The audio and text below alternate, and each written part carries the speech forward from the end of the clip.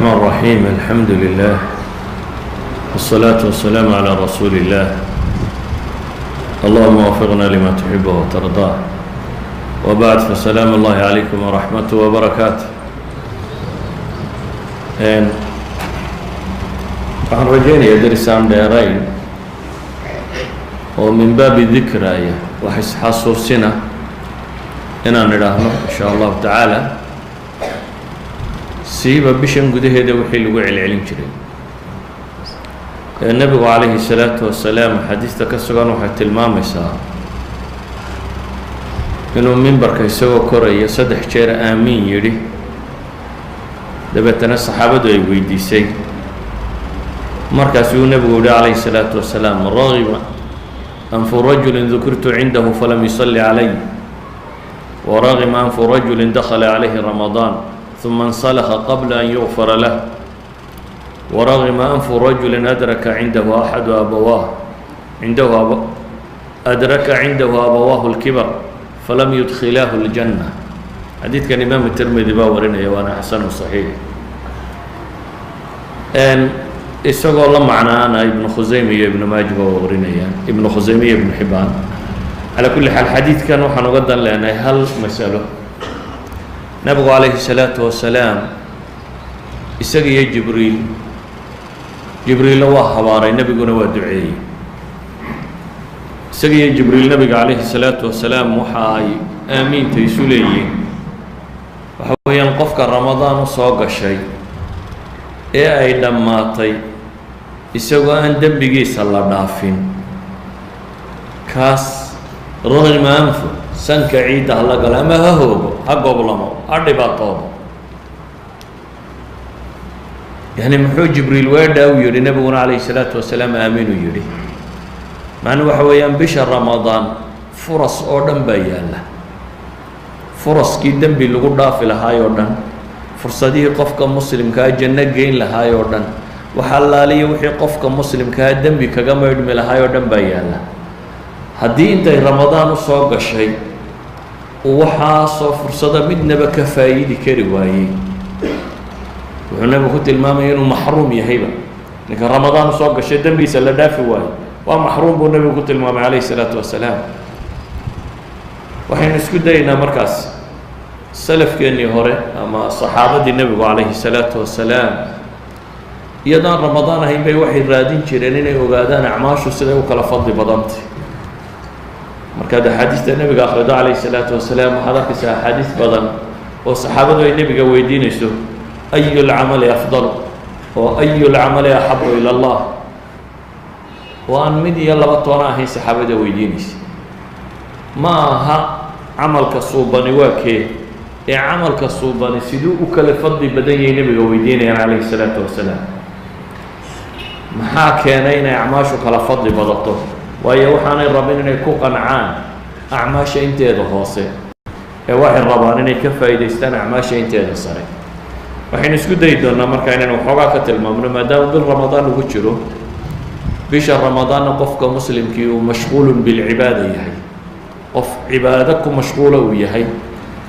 inaynu isku dayno weliba cibaado qura inaynan mashquul ku noqonine cibaadadu say u kala fadli badantay inaynu u goosanno inaynu ogaano maxaa fadli badan keebaa in la horumariya ay fiican tahay cibaadaadku waxay culammadu yidhahdaan waxay u kala fadli badan yihiin sababo badan marka la eego bixasabi alcaamil bay yidhahdaan way ku kala fadli bataan qofka camalka samaynaya laftiisa waxay ku kala fadli bataan bay yidhahdaan bixasabi alcamal oo camalka jinsigiisa iyo noociisa ku saabsan camalku nooca uu yahay iyo jinsigiisu noocuu ka siiyey yacni alajnaas walanwaac wuu ku kala fadli badan yahay mid kasta tusaalan ka bixin doona wuxuu ku kala fadli badan yahay camalku zamanka la samaynayo wuxuu ku kala fadli badan yahay meesha lagu samaynayo wuxuu ku kala fadli badan yahay kayfiyada loo sameeyo wuxuu ku kala fadli badan yahay inta uu eegyahay kii nebi maxamed uu sameeyey calayhi الsalaatu wasalaam ee mutaabaca uu la yimid wuxuu ku kala fadli badan yahay inta ikhlaas uu ku jiro ilaahay loo kali yeelay wuxuu ku kala fadli badan yahay xaaladda lagu sugan yahay markaasi wuxuu ku kala fadli badan yahay inta uu camalkani ka maran yahay waxyaabaha camalka buriya ama naaqisiya ama waxyeela. idan waxyaabo badan buu ku kala fadli badnaan karaa. oo nabigu calayhi الsalaatu wasalaam maalan markuu leeyahy man lam yadac qowla الzuuri wاlcamala bih falaysa lilahi xaaja fi an yadaca طacaamahu wa sharaabah. markuu nabigu leeyahy calayhi الsalaatu wasalaam ilaahay subxaanaه wa tacaala qofka aan ka tegin beenta iyo sheegisteeda iyo markhaati beenaala iyo wixii la mida bisha ramadaan gudaheeda ilaahay baahi uma qabo inuu raashinkiisa iyo sharaabkiisa uu ka tago. macnaheedu waxa weeyaan acmaashaa hadduu sameeyo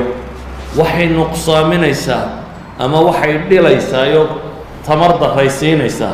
ramadaantiisii uu sameynayay. si awgeed buu nabigu calayhi الsalaatu wasalaam xadiidka kale saxiixan ku soo aroray wuxuu leeyahay إida أxsana axadukum islaama fakulu xasanaة yacmaluha tuktab lahu bcashri amhaaliha ilى 700 ضicf wakulu sayiئaة yacmaluha tuktab lahu bimiliha xataa yalqa allah. nabigu calayhi الsalaatu wasalaam wuxuu leeyahy hadduu midkiin islaamo oo islaamkiisu uu fiicnaado, islaamnimadiisu ay wanaagsanaato, islaamnimada wanaagga u raacay waxay keensanaysaa xasano kasta uu sameeya 10 laab baa loo qorayaa ilaa iyo 700 oo jeer ay gaadho. 10 laabku waa xasanada qaacidada u dhigan. qof kastoo xasano sameeya ilaahay min fadli wuxuu ka siinaya inuu 10 laabo. laakiin haddii waxyaabihii camalka fadligiisa badinayay ay la socdaan waxay gaadhsiin karaan xasanadaasi ilaa iyo 700. tobankii intay ka kaxeeyaan ayay waxay gaadhsiin karaan maxay 700 ضicf 700 oo jeer in la laban laabo. walidalika ibn اljawsi raximah اllah wuxuu leeyahay hawaabu اlcamali yaziidu biziyaadati sharaf fi اlwaqti kama yaziidu bixuduuri اlqalbi wa bikhuluusi اlqasdi. camalku buu yidhi hawaabkiisu wuxuu la bataa la koraa waktiga la sameeyey sharaftiisu inta ay leegtahay. awqaadu isku sharaf maaha, isku qiimo maaha. waktiga camalka la qabtay fadligiisa yani awqaadda uu qofku camalka qabay camalku isagoo isku mid ah. matala culimmadu waxay idhahdaan dikriga maalintii la sameeyo qofka muslimkaahi wardiga iyo dikriga uu maalintii sameeyo waxa u fadli badan bay idhaahdaan ka salaada subax ilaa cadceed intay soo baxayso laga sameeyo ama salaada casar ilaa maqribka laga sameeyo. labada waqti ee aan salaaduhu joogin ee aan salaadaha la tukanin dikriga la sameeya wuu ka fadli badan yahay dikriga aad waqti kala samayso. walidalik acmaashu waxay ku kala fadli badan tahay waqtiga ay dhacdo. waxay kaloo ku kala fadli badan tahay qalbiga qofku siduu usoo xaadiro. waxay kaloo ku kala fadli badan tahay inta uu ikhlaas kugu jiro. مثلا إلهي سبحانه وتعالى قرآن كوحكوليه مثل الذين ينفقون في سبيل الله مثل الذين ينفقون أموالهم في سبيل الله كمثل حبة أنبتت 7 سنابل في كل سنبلة 100 حبة والله يضاعف لمن يشاء والله واسع عليم.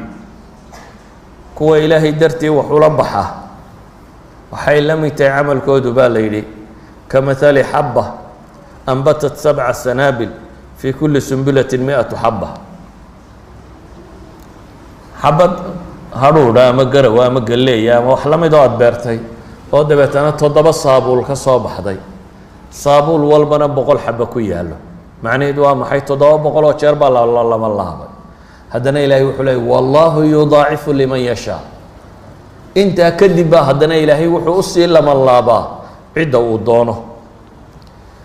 idan camalku isagoo sadaqo ah ayuu sidaa u kala fadli badnaan karaa. sadaqada waxaa kala fadli badnaysiin karaa ta qarsoon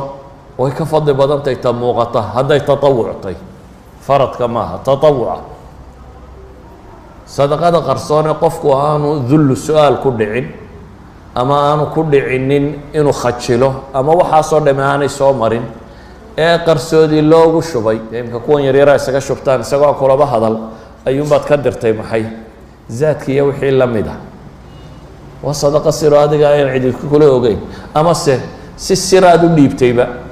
iyadaan cidiba ogeyn qofka sadaqada bixiyay qofuu yahayba. nabigu calayhi salaatu wasalaam wuxuu leeyahy in tubdu sadaqaati fanicma hiya wain tukfuuha wa tu'tuuha alfuqaraa fahuwa khayru lakum. ayuha alaxiba, duuduub ahaan waxaynu leenahay markaa asbaabo badan ayaa keeni kara acmaashu inay kala fadli bataan. asbaabaha qaar ka midaan wax ka tilmaamayna. caamilku, dadku siday u kala fadli badan yihiin baa marar badan acmaashu u kala fadli badnaan karta ay sameeyaan. waayo ilaahay subxaanaه wa tacaala markuu haweenkii nebi moxamed ka hadlayay waxaa la yidhi yaa nisaaءa الnabiyi man yaأti minkuna bifaaxishaة mubayina yudaacaf laha alcadaabu ضicfayn wakana dalika calى اllahi yasiira wman yaqnut minkuna lilahi warasuulih watacmal صaalixا nu'tiha أjraha maratayn waactadna laha risqa kariima ya nisaaءa الnabiyi lastuna kaaxadi min الnisaءi in itaqaytuna baa ilaha yidhi falaa takhdacna bاlqowl fayaطmac aladi fii qalbihi marad waqulna qowla macruufa. haweenkii nebi moxamed qabay calayhi الsalaatu wasalaam waxaa la yidhi haweenka kale lama mid tihidin. haddaad dembiga samaysaanna waa laydin labalaabaya, haddaa ilaah iyo rasuul ateecdaan oo camal wanaagsan samaysaanna nu'tiha ajraha maratayn baa ilaaha yidhi, ajarkeeda waa loo labanlaabaya. bale nebigu calayhi الsalaatu wasalaam wuxuu leeyahay laa tasubuu asxaabii fawladii nafsii biyadih low ana axadakum anfaqa midla uxudi dahaba ma adraka mudda axadihim walaa nasiifa. saxaabadayda waxba ha ka sheegina buu nebigu leeyay calayhi الsalaatu wasalaam, ha caayina, ilaaha naftaydu gacantiisa ku jirtaan ku dhaartee haddii midkiin buurta uxud oo dahaba bixiya buu nebigu leeyay calayhi الsalaatu wasalaam, iyaga mudkoodii labadooda gacmood in la-eg oo ama niskeedba oo ay bixiyeen gaadhi maysaan baa ilaahay leeyahy subxaanaه wa tacaala. yacni waxay ahaayeen dad ashad minkum fi dunya suu ibnu mascuud leeyahy wa afqah minkum fi اddiin wa akhlas min kaiiri min annaas. dad ka ikhlaas badan oo diinta uga faham badan oo dunida ka zaahidnimo badan oo nebi maxamed uga hiil badan cid waloo kaleba. nebi maxamed iyo diinta ilaahay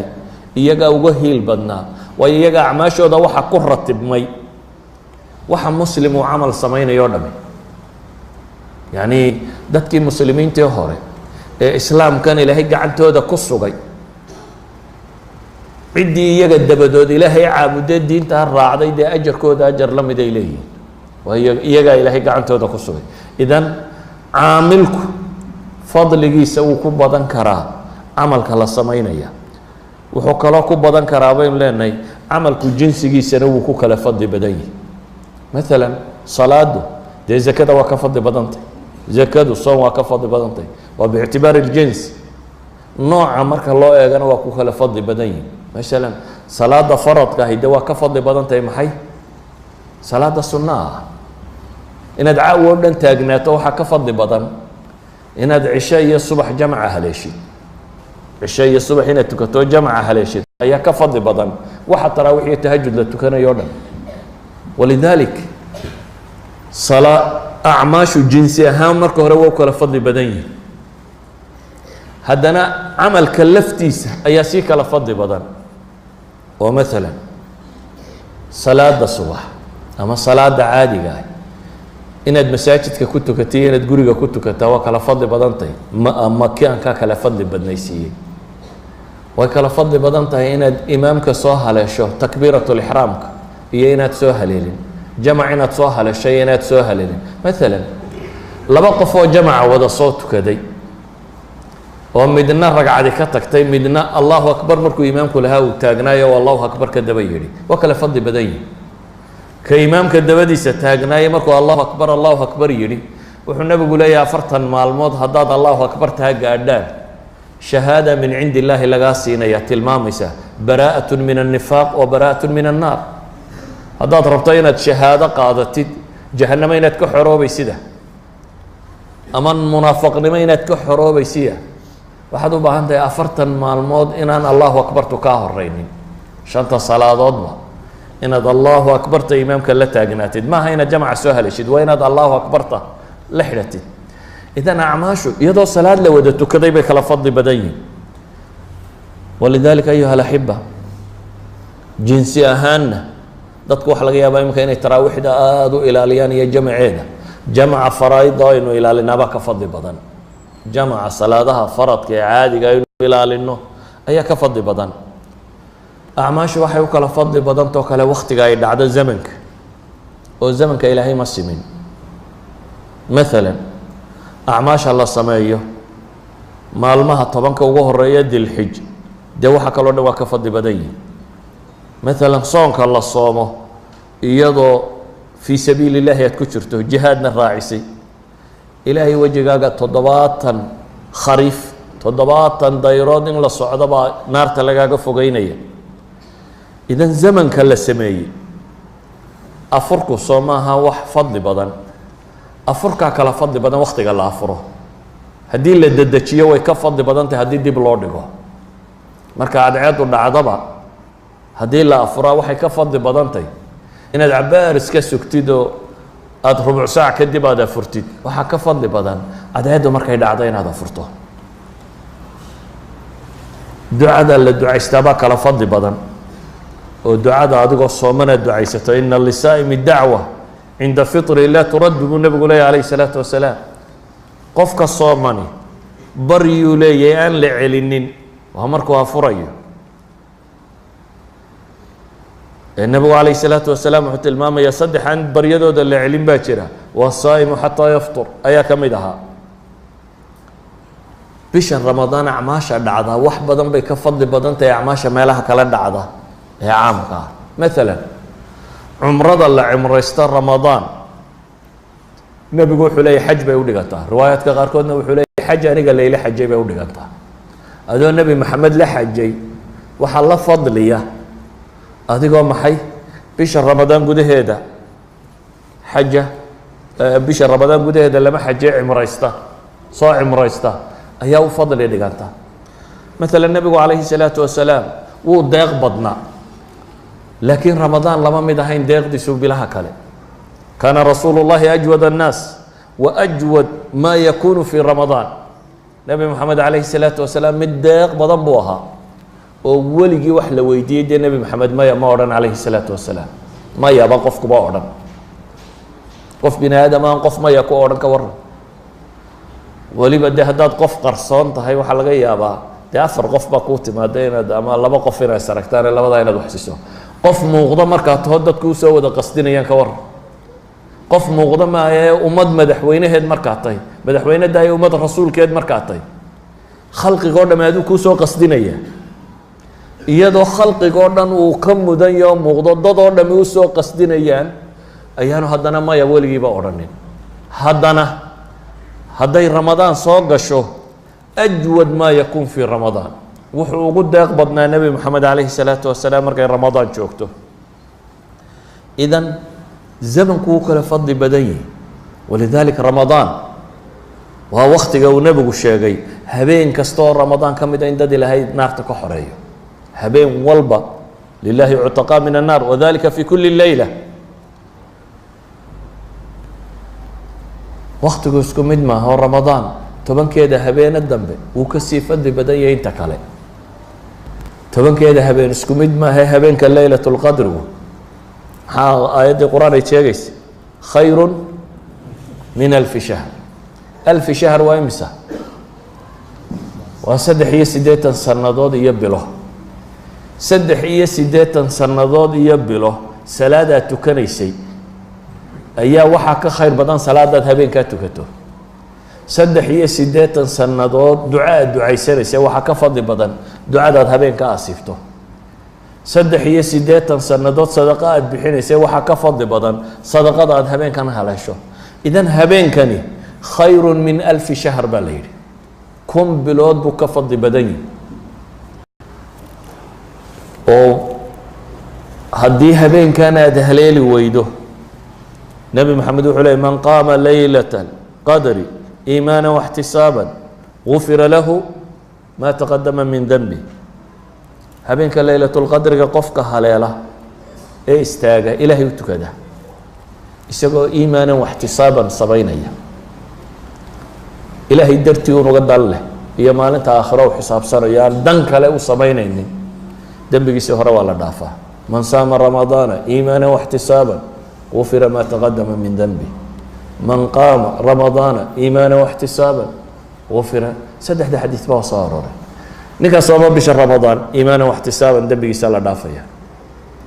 maalmaha kaloo la soomo markaa dee waa ka fadli badan tahay ramadaan sonkeedii ninka afuraana dee waa ka dembi badan yihi ninka ramadaan salaadeeda tukada salaatuleyl tukada ee habeenkii ooga dembigiisa waa la dhaafaya habeenada kaloo dhan aad ogto waa kasoo fadli badan yihi ninka habeenka laylatulqadriga gaar ahaan isaga sii haleela waa ka fadli badan yihi xataa habeenku isku fadli maaha habeenku qaybtan hore aynu tukano waxaa ka fadli badan qaybta dambe qofka qaybta dambe tukada wuu kasii fadli badan yahi ثuluثu leyl اlأkhيr وبالأsxaari hum ystakfiruun qaybtay ku soo aroortay kanuu qaliila min الleyli ma yahjacuun وبالأsxaari hum ystakfiruun wاlmustakfiriina bاlasxaar ilaahay ku tilmaamayo waa ka fadli badantay waayo ka nebigu le calayhi الsalaaةu wasalaam ثuluثu leyl اlأkhيr baa rabbi yidhaahdaa man yadcuunii faastajiibu lahu waryaa i baryaya waan ducada ka aqbalaa man yas'alanii faucطiih weydiisanaya oo aan siiya man yastakfirunii faakfiru lah yaa dembi dhaaf doonaya anu dembi dhaafa waqtiyadu ma sinna maalinta jimce waa kasii fadli badantay waqtiga kale jimco ramadaanna de isaga hadalkiisa badda nebigu wuxuu leeyahy calayhi الsalaaةu wasalaam fiihi saacatu لا يوافقها عبد مسلم قائم يصلي يسأل الله تعالى شيئا إلا أعطاه إياه وأشار بيدي يقللها نبي عليه عليه الصلاة والسلام ساعد باكو جرته أنا وافق قف مسلمي إسقو تاغنو تكنية وإلهي وحوي ديستا إلا يا إلهي وصينية هو ساعده ولما دو لبا حديث يسار وريال لبا ميلود باكو تلماما jumcada markuu mimbarku imaamku saaran yahay ilaa iyo intuu salaada ka baxayo waxaa kaloo la tilmaamaa waktigan aynu hadda joogno jumcada casarka dabadii ilaa iyo ay ka dhacayso saacad ku jirta waana waqtiyada dikriga ugu fiican qofku inuu wardiyo bacda salaati subx haddaad fadhiisato oo wardidid ilaa cadceedu kaaga soo baxdo oo aad laba ragcadood tukatid wuxuu nebigu ku tilmaamaya inay tahay maxay xajatun taama taama taama buu nebigu ku celiyey waa xaj dhammaystiran baa la yidhi adoo hadda masaajidka iska fadhiyaad yeelatay xaj bacda alcasarna isna waa waqtiga fadliga badan leh haddaad weliba casar jimce hadduu noqdo saacatulijaabahay culamadu sheegayeen baa ku jira walidalik waxaynu leenahay azminada faadilka ah ramadaan oo dhan baa ku jirta in laga faa'iidaysto jimcayaasha ramadaan baa ku jira in laga faa'iidaysto bacda salaati subax baa ku jirta in laga faa'iidaysto ثuluثu leyl اlأkhيr baa ku jira in laga faa'iidaysto qiyaamu leyl baa ku jira in laga faa'iidaysto leylaة اlqadri baa ku jirta in laga faa'iidaysto cashر اlawaakhir baa ku jira in laga faa'iidaysto waxaasoo dhanna waxa lagu wada tilmaamaya ama xaj taama ama cimro u dhiganta xajkii nebi maxamed mid lala xajay u dhiganta ama dembi la dhaafay ayaa kusoo wada arooray ama baryo la aqbalay idan awqaadka faadilka ee nebigu tilmaamay maalinta carafaa ka mid ah awqaadda faadilka ee nebigu sheegay calayhi الsalaaةu wasalaam waxaa ka mid ah labada aadaan inta udhaxaysa markuu mu-adinku aadimo ilaa iyo iqaamada inta udhaxaysa iyaduna waa waqti adducaaءu laa yuraddu bayna alaadaanayn aw bayna alaadaani waliqaama fadcu nebigu wuxuu leeyahy calayhi الsalaaةu wasalaam xadiidka abu daawuud iyo tirmidi iyo imaamu axmed ba soo saareen sheekh albaanina saxiixa ku tilmaamayo ducada lama celiyo labada aadaan dhexdooda labada aadaan waa iqaamada iyo aadaanka nabigu calayhi الsalaaةu wasalaam hintaani laa turaddaani aw qalama turaddaan adducaaءu cinda الnidaa wa cinda اlba's xiina yalxamu bacduhum bacda xadiidkana wuxuu kaloo sheegayaa nebigu baryada inaan la celinin ama ay yarta inta la celiyaa marka aadaanku dhaco iyo marka jihaadka lagu jiro waxaa kaloo ka mid ah waqtiyada ducadu ay fiican tahay salaada dabadeed. salaada dabadeed lababa culimmadu way ku fasiraan. qole waxay yidhahdaan waa marka aad dhammaysato ataxiyaadka inta aanad salaamo naqsan. marka aad ataxiyaadka dhammaysato inta aanad salaamo naqsan. culimmada barh kalena waxay qabaan waa marka salaada aad dhammaysato kadib haddaad ducaysato. yacni ducaa imaam la sugaa ma jirto oo aan dadku dareeraynin ilaa iyo imaamku uu duceeyo mooyaane, laakiin waa waqti aad iska ducaysan karto, waana waqtiyada ducadu fadliga badan tahay. nebigu calayhi salaatu wasalaam waxaa lagu yidhi ayu ducaai asmacu, ilaahay rasuulkiisiiyow, xadiiska tirmada warinaya waana xadiis xasan asuu sheekhu sheegaya albani, ayu ducaai asmacu, duco teebaa loogu maqal badan yahi, rabbi wuu ajiib badan yahi. wuxuu nebigu ku yidhi jawfu leyli alaakhir wa duburu salawaati almaktuubaat, habeenka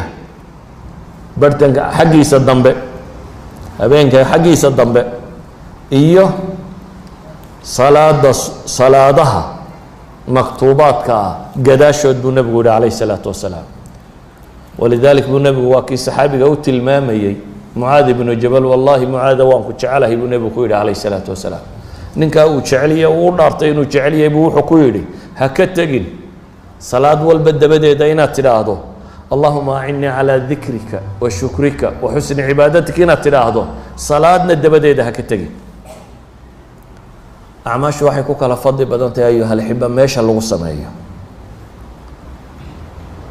oo acmaasha maka lagu sameeya waa ka fadli badan tahay acmaasha meel kale lagu sameeyo. salaada xaramka lagu tukadaa waa 100,000 oo salaadood, yacni 56 sannadood waxaad tukanaysay, hal midoo aad maka ku tukata baa u fadli dhigantaa. hal midoo aad maka ku tukanto ayaa u fadli dhigantaa. idan maki waa ka fadli badantay, madiine waa ka fadli badantay, oo 1000 salaadood bay u dhigantaa salaadeedu masaajidkii nebiga calayhi salaatu wasalaam haddaad ku tukato. masaajideennani waa ka fadli badan yihiin suuqyadeenna iyo guryaheenna, oo 27 darajo ama 25 bay ka badantay haddaad jamaca masaajidka kula tukato ta aad guriga ama suuqa ama dukaankaaga ama hudheelkaaga ku tukatid. waxaa ka fadli badan 27 jeer ama 25 jeer ta aad kula tukato masaajidka. bale intaad u soo socotaba khudwo kastoo aad soo dhaqaajiso, tallaabo kasta, wuxuu nebigu leeyahy calayhi salaatu wasalaam idaa tawada'a fa axsana alwuduu ثم خرج إلى المسجد لا يخرجه إلا الصلاة لم يخطو خطوة إلا رفعت له بها درجة وحط عنه بها خطيئة فإذا صلى لم تزل الملائكة تصلي عليه ما دام في مصلاه اللهم صل عليه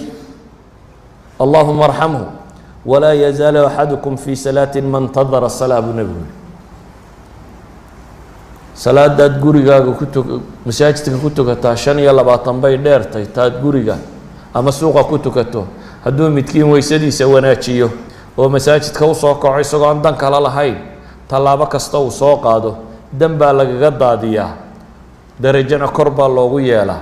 markuu soo galo masaajidka hadduu tukado, malaa'igtaa u ducaysa, inta uu meesha uu ku tukaday fadhido uu fadhiyo, malaa'igtaa u ducaynayso leh allahuma salli calayh, ilaahayow kan u naxariiso, dembigiisa dhaaf, malaa'igtaa ugu ducaynaysa. qofkii nebigu yidhi inta uu salaad sugayana salaad unbuu ku jiraa. haddaad casar markaad tukatay fadhiisato aad tidhahda maqrib baan sugayaa, intan aad fadhido salaad baad ku jirtaa. inta aad fadhida masaajidka aad iska fadhido waxaad la mid tahay nin tukanayo salaad ku jira baad la mid tahay. acmaasheenni waxay u kala fadli badan tahay siday u kala anfac badan tahay dadka, tacadiga ay u kala samayso. oo qofka dadka hanuunka ugu yeedha hadday hanuunkaa qaataan, dee qof wal oo hanuunkaa qaatay ajarkuu leeyahy ajar la mida buu leeyahy. maanta imaamu shaafici raxmat ullaahi calayh cilmiguu ka tegey uu ikhlaas ku daro, qof kastoo sidii uu salaada u sheegay intuu cilmigaa ka bartay ku tukaday, intii camal ahayd in leeg buu yeelanaya isna. haddaad suuqa qabato qof u yeedho tidhaa warkaalay salaada tuko, salaada bartid, qofkaasi intuu salaad tukanayo tiisi isagu uu leeyahay, adna in leeg baad la leedahay. intuu salaad tukada in leeg baad leedahay. idan acmaasha tacadiga acmaasha gudubta way ka fadli badan tahay acmaasha aan gudbin. walidalik bay culamadu waxay dhahaan faraa'idda marka laga yimaado maxaa u fadli badan sunanka alcilmu bay yidhaahdaan maxaa ku xiga aljihaadu maxaa ku xiga addikru bay yidhaahdaan culamada qaarkoodna khilaaf bay geliyaan way isweydaariyaan yacni waa acmaal tacadida kuwa kani saa daraaddeed baa laga horreysiiyey dikriga inay ka fadli badan yihiin kayfiyada loo sameeyaa kala fadli badnaysiin karta oo nabigu calayhi الsalaatu wasalaam ama qur-aankaba ilahay wuxuu leeyahy qad aflaxa almu'minuun aladiina hum fii salaatihim khaashicuun salaada lagu khushuuca way ka fadli badantahay salaada maxay aan lagu khushuucin salaada markaad ku jirto qalbigaagu soo jeedaa waa adagtay inuu soo jeedo waa xaqiiqa laakiin musaawala waa mujaahada qofku hadduu sameeyo wuu soo jeedin karaa hadduu dadaalo والذيina jaahaduu fiina lanahdiyanahum subulana haddaad jihaatanto naf iyo shayطaan la jihaatantid nebigu wuxuu leeya calayh الsalaaةu wasalaam ina alcabda la yuصلي الصلاة wma kutiba lahu ila نصفha ila ثuluثuha ila rubucuha ila khumusuha xataa balaga cushurha nebigu wuxuu yihi calayhi الsalaaةu wasalaam addoonku wuu tukadaa markaasaan salaada looga qorin nus mooyaane 3 dalooloo dalool mooyaane 4 dalooloo dalool mooyaane 5 meelood meel mooyaane 6 meelood meel ilaa uu nebigu gaadhsiiyey 10 meelood meel mooyaane yacni dadkan safka ku wada jiraa isku salaad maaha isku ajarna maaha fadiiladii jamaacada waa wada heleen fadiiladii salaadoodana waa heleen laakiin maca dalik salaadooda waa kala badantay walidalik buu nebigu wuxuu leeyahy midna salaadeeda nus buu leeyahy midna rubuc buu leeyahy mid khumus buu leeyahy mid sudus buu leeyahy mid thumun buu leeyahy mid tusuc buu leeyahy ninba in buu leeyahy kaashiya eg tahay kii nebi moxamed calayhi الsalaatu wasalaam qul in kuntum tuxibuuna allaha faاtabicuunii yuxbibkum allah waa qaacida caama mutaabacadu inay camalku camalkii rasuulka calayhi الsalaatu wasalaam uu ekaado qofba qofkuu nebiga camalkiisa uga dhow yahay ayaa camalkiisu ka fadli badan yihi ilaa nebi moxamed cid gaadhaysaa ma jirta calayhi الsalaatu wasalaam acmaasheenna waxay u kala fadli badantay siday u kala ikhlaas badantay ilaahay dartii miyaa mise waxoogaa kaloo wagash-wagashaa ku jira waxaa laga yaabaa inaad wax bixiso faqiirku aad ka naxday aada u siisay ilaahay dartii mararka qaarna waxaa laga yaabaa inaad halagu sheeg-sheegaba u bixiso mararka qaarkood waxaa laga yaabaaba inaad u bixiso wariyaad ceeboobina iska sii wax ilaahay dartii kaama aha laakiin si xun buu kugu dhawaa wariyaad ceeboobin ubaad tiri dadka dhexdoodii iska jeedi gacanta unbaad isaga faafisay niyadaad wax ku bixisaa intay leeg tahay baa waxa ku xidhan camalka aada samaynayso iyo noocuu yahay walidalik kulamaa cibaadadu ay ka fog tahay mubdilaadka dib baan ka sheegi doonaaye way ka aqbal dhowdahay ama way ka koraysaa kulamaa cibaadadu nebigu calayhi الsalaatu wasalaam wuxuu inoo tilmaamay xataa niyadu hadday khaalisnimo tahay in lagu gaadhi karo xataa camal aanad samaynin niyadu hadday sarrayso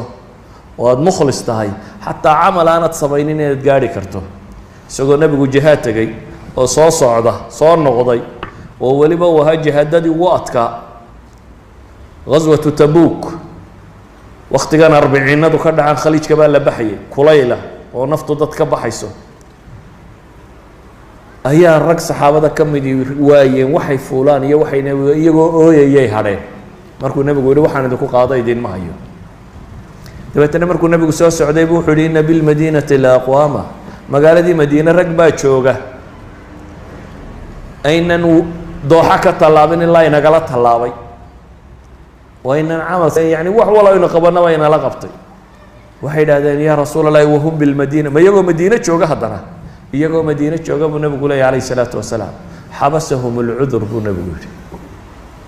wa fii bacdi riwaayat xabasahum اlmarad yacni way samayn lahaayeene way awoodi waayeen dee waa kuwii ilmeynayay markuu nebigu ka tegey camalkaa inay sameeyaan bay rabeen laakiin way awoodi waayeen idan biikhlaasihim bay waxay ku heleenba iyagoo fadhfadhiya kuwii soo jihaatamay camalkay heleen oo kale ay heleen iyagoo aan meel laba u bixin acmaashu waxay ku kala fadli badantahe waktiga ay dhacdo mooyaane xaaladda ay ku dhacdo xaaladda maxaynu uga jeednaa مثلا حالة لو باهن يهي إلهي القرآن كوحو أو إطعام في يوم ذي مسغبة بالليل كوح بحيي قوديي مسكين أما أغان مالين قوديي محي maalin dee dadku dhulka ku nabayo gaajo ay jirto dee isku mid maaha markaad baahan tahay waxaad hesho adoon 3 casho wax cunin ninka koob shaaha kuu shuba koobkaasi miyuu la mid yahay adoo dheragsan koobka lagu shubay laba koob oo isku mid maaha markaa qaxdeena baadiyaad joogteen ninka baris cad ku siiyey dee bariska cad uma dhigmaynin hilibgeela maanta Hargeysa lagu cuno waayo waad ka baahi badnay idan xaaladda lagu sugan yahay camalka way waxbay ku kordhisaa ولذلك النبي عليه الصلاة والسلام عليه العبادة في الهرج كهجرة إلي marka dadku istilaan u leeyahay waxba la kala garan waayo qofka isagu iska cibaadeysta cibaadadaas waxay u dhigantaa inuu nabigu leeyahay hijra aniga leeyso hijrooday fitanka iyo dagaalka iyo baliya baas iyo waxa intuu iskaga baxo isagu iska laazima cibaadadiisa cibaadadaas waxay u dhigantaa inuu nabigu leeyahay ka hijratin ilay hijra aniga leeyso hijrooday ama nabigu alayhi salatu wasalaam wuxuu tilmaamaya bada al-islam ghariban wa sayaudu ghariban fatuba lil ghuraba abu nabi islaamku gariibnimo ku bilowday gariibnimada hore raggii joogay waataynu way ka ajar badan yihiin amaashoodu ku waqtada gariibnimada ku dambe kuwa joogaana haddii ay camalkii kuwaasi la yimaadeen oo kale la yimaadaan iyana uu fadli badan yahay walidaalika nabigu wuxuu ku tilmaamay 50 minkum ajarkood bay leeyihiin markaasay saxaabadu yidhaah saxaabadu nabigu wuxuu ku leeyahay qaar xagga dambe jooga 50 minkum la ajar noqon doona markaasay yidhaah yaa rasuulallahi say ugu jirtaa masaladu markaas wuxuu yiri idinku cid idinku caawisa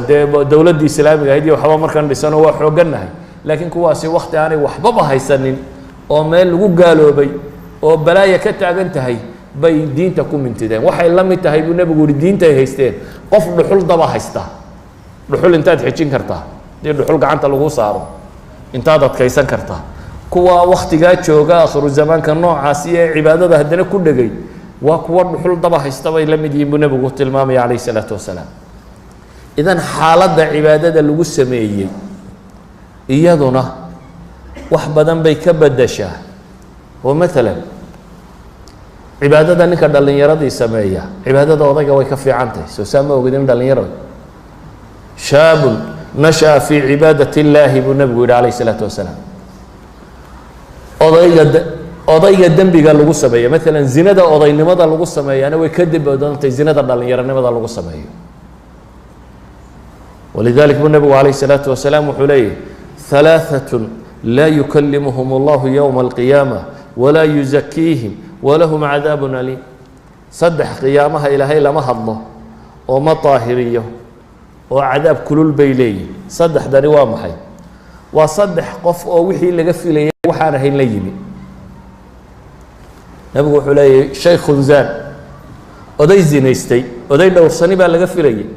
iyo inuu dumarka u arko carruurtiisa iyo hablihiisa iyo kale inay la mid tahay iyo inuu dhowr sanaada laga filay shahwo eridaana ma hayso walidaalka isagoo daadaasa haddana haddii loo taag waayo kaasi kuwaan aakhiro guulaysanayn buu ku jiraa shaykhun zaan buu nabigu yidhi wuxuu kaloo nabigu sheegay calayhi salaatu wasalaam wacaa'ilun mustakbir buu nabigu yidhi midaan faqiiroo waxba haysanoo kibray dee nin dowlad haysta iyo madaxa iyo lacag le iyo kuwa kibirka waa laga filaya faqir haduu kibro ka war niman waxba haysani haduu kibro isqaad qaado kaasina waa waxaan loo filaynin kan waa laga yaabaa nabigu ilaahay quraanka waa ku tilmaamaya kalla innal insana la yatgha an ra'ahu istaghna binaadamku waa qooqaaba ilaahay waa kibraa markuu arko isagoo kaaftoomay isagoo amarkiisa wuxuu yidhaahdaba la fulinayo ama wuxuu doono samayn karo lacag haysta laakiin midaan waxba gacantiisa ku jirin oo faqiir haduu kibro kaasina waa mid subxaanallah idan waxa la tilmaamaya waxa cagsigiisii inuu yahay acmaash hadday ka madhnaato mubtilaadkana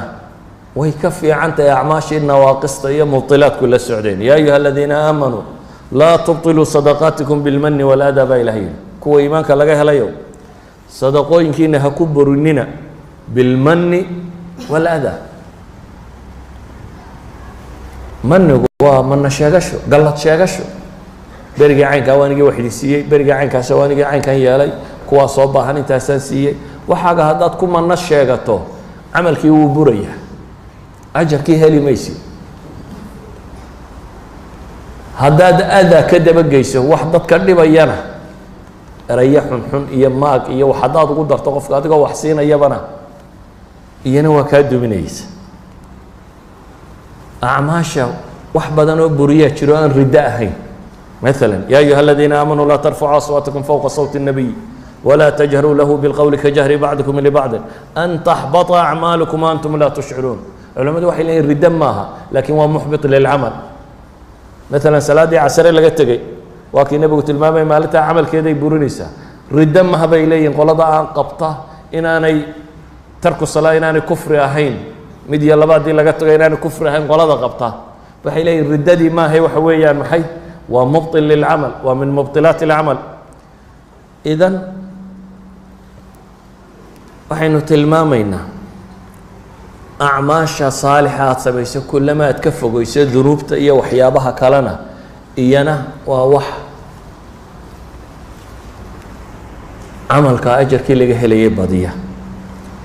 waxyaabaha badiya waxaa ka mid a bay culammadu yidhahdaan fadiilatu ijtimaaci alacmaal. bacd alacmaal haddaad maalin isku samayso ay kulmaan iyana way tiro bataan.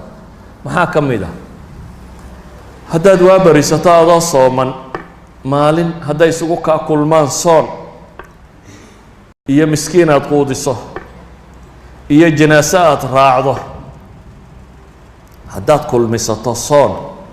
iyo janaaso aad raacday iyo miskiin aad quudisay iyo qof buko aad soo booqatay, afartaa camal haddaad maalin kulmiso nebigu wuxuu leeyahay qof kuma kulanto ilaa maalinta qiyaame waxaa lagu yidhaahdaa jannada albaabadeeda kaa doonto ka gal. maantaad soomanayd adigoo sooman baad janaaso raacday, xabaalahaad geyso waad soo aastay, waad soo noqoto dhakhtarka ama guriga mid yaalloo bukay baad soo booqatay, miskiinna waxbaad siisay. afartaa camal hadday maalin kuu kulmaan oo aad kulinsisato nabigu calayh isalaatu wasalaam subax buu wuxuu yidhi man asbaxa minkum alyowma saa'ima. waar maanta yaa sooman? abi bakar baa yidhi aniga. markaasuu nebigu yidhi maanta yaa raacay? man tabica minkum alyowma janaasa. yaa janaaso raacay? abi bakar baa yidhi aniga. maanta yaa miskiin wax siiyey buu nebigu yidhi. abi bakar baa yidhi aniga. maanta yaa soo booqday buu yidhi qof buka. abu bakar baa yidhi aniga.